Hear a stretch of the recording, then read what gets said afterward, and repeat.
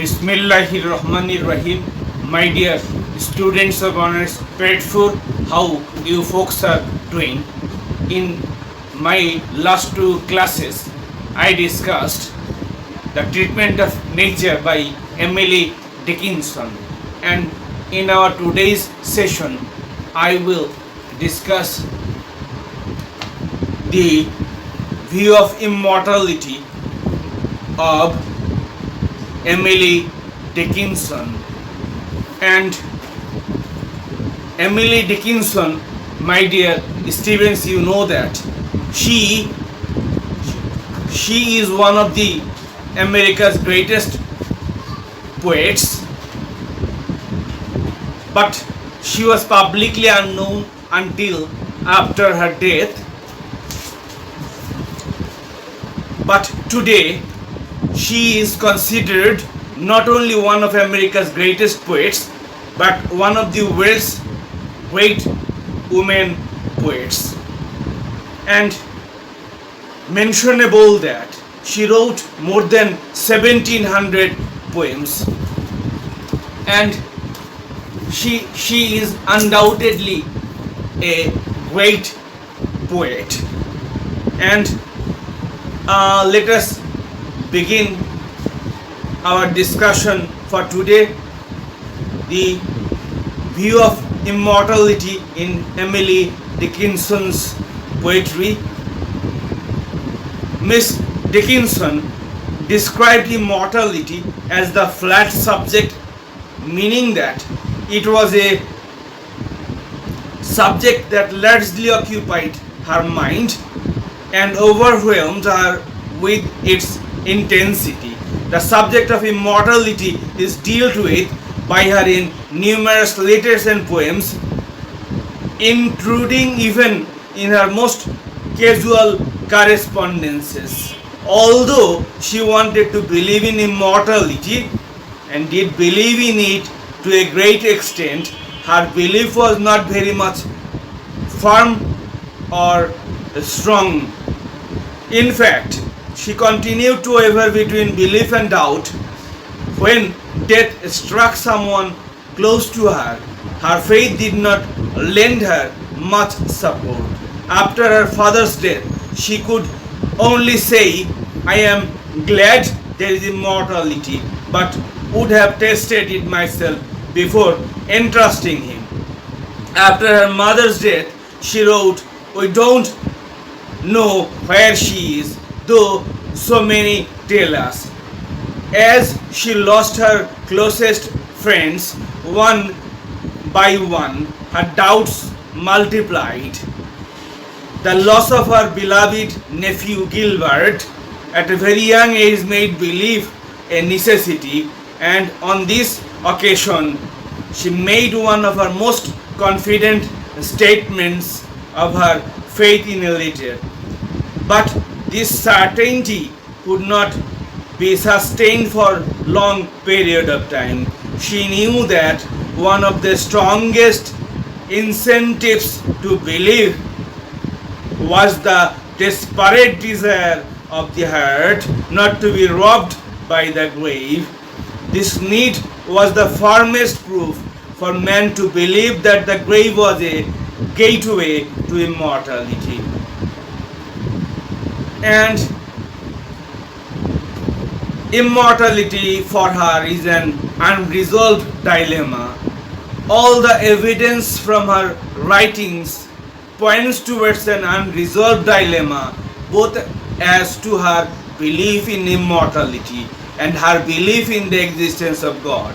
She was never able to find a solution in the religion of her heritage, nor was she content, on the other hand, to rest in the unbelief of the materialist. The tension between faith and doubt remained constant in her from an early age up to the time of her death.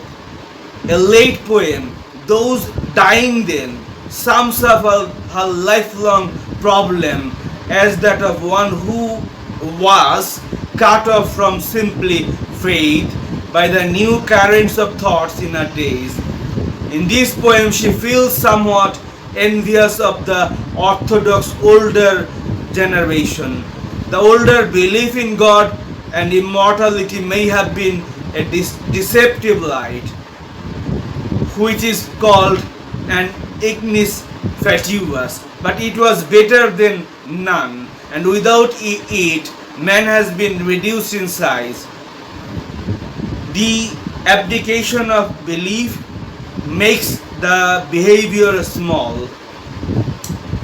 And now let us see the conflict between religion and science in the view of Emily Dickinson. A sense of anxiety over her spiritual uncertainty occasionally flares up in a lyric cry of pain, as in the poem "At least to pray is left."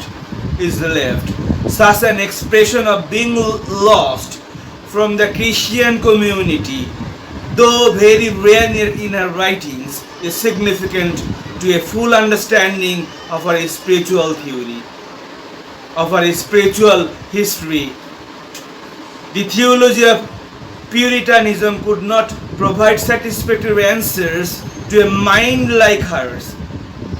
She came to maturity at a time when the traditional religious dogmas were collapsing. She therefore gradually realized the need to build up a private religion through her poetic imagination in order to revitalize in her personal experience what had formerly been kept alive by automatic belief. In a pithy quatrain, she sums up the whole conflict between religion and science without taking either sides. Faith is a fine invention when gentlemen can see, but microscopes are prudent in an emergency. However, this is more an exercise in wit than the expression of a serious idea. Though the emergency was very real for her, she sought no easy solution in the new faith in science. And let us see doubt in God existence in the mind of Emily Dickinson. The established sources of comfort did not serve her any better. For example, the concept of God as a heavenly Father only raised a series of questions in her mind. The transcendentalist doctrine failed to satisfy her.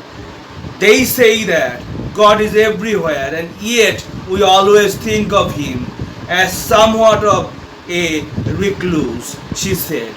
Yet the Orthodox view that God is simply invisible led to the skeptical question, is He then non-existent? In an early poem she wrote, I know that He exists somewhere in silence. He has hid His real life from our gross eyes. This is poem number 338. The poem begins with a simple statement of faith, its positiveness confirmed by ending the first line with a full stop, which is an unusual form of punctuation for Miss Dickinson. But the poem ends with a pretended nightmare of nihilism. God is invisible because He does not exist.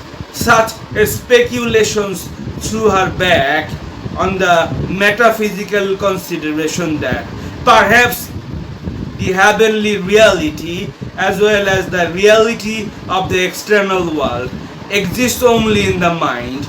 In one of the poems we read, the brain is wider than the sky, the brain is deeper than the sea, the brain is just the weight of God. The effect of this poem is not to minimize the importance of God or nature, but to magnify the value of the consciousness. According to another poem, Heaven is so far of the mind that if the mind were dissolved, no architect could discover its site again. And my dear students, and today we I would like to wrap up my discussion by saying up till this point in our next meeting I will conclude the last portion of this question, and until then wish you all the very best. Thank you very much for listening.